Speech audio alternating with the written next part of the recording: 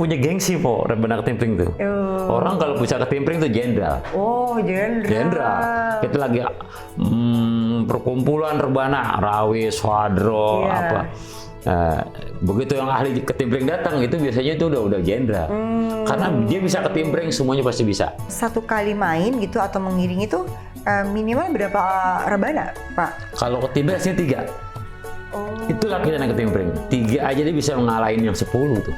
Oh gitu, Bisa jadi nggak ngalahin usah rebana. rame-rame gitu, nggak usah banyak banget Enggak. gitu pemainnya. Kalau banyak dibenturkan, itu pasti bunyinya nggak senada ntar. Karena kecepatannya per second detik gitu kan. Oh gitu. Dia prak gitu. Jadi kalau gitu, kalau kita ngeliatan orang mukul pusing pala itu.